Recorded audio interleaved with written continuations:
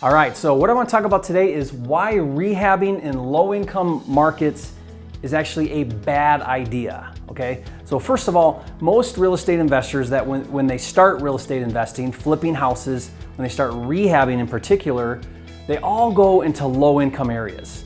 Now, in my definition, low income is a rental market, typically, and this is just kind of generalizing, it's markets where homes sell for under 100,000, okay? So anywhere from 50 to 100,000, somewhere in there, low income area, high rental market.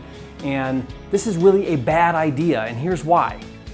Those areas have a really hard time appraising.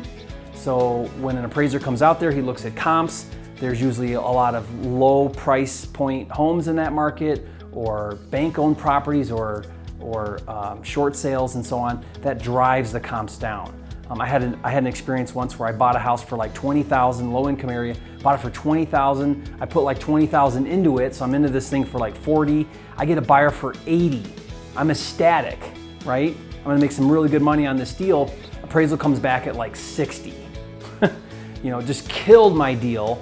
And I tried to argue the appraisal, but the reality was there were a lot of bad comps. It drove my values down, okay? Another reason why it's a bad idea is that's a high rental market. It's not the most desirable area for homeowners.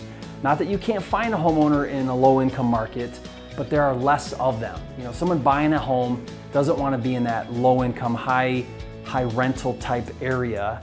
You know, they want to try to move out of that area when they buy a home. So you have fewer buyers.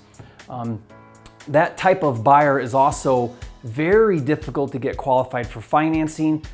In most cases, and trust me, I know this because I used to do low income areas, the challenge is getting them approved for financing. A lot of times they don't have down payment money.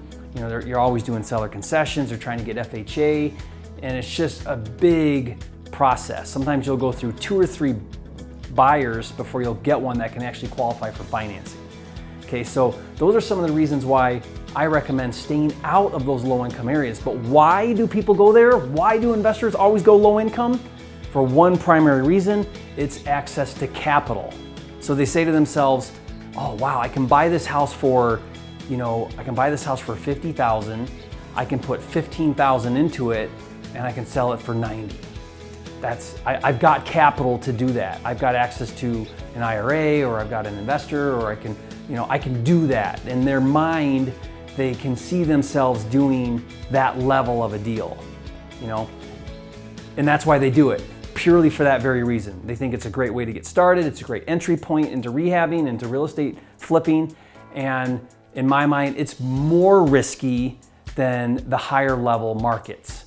So in another video, I'll talk about the ideal market that I believe to flip houses is, but the big point here I want you to take away from this is, it's just a matter of raising more capital. Raise more capital, go into better retail areas, more desirable, better schools, where homeowners want to be, great downtown, great shopping, great schools, all of those things where buyers want to be, and you'll have a much higher success rate. You'll make more money, it'll be a better process.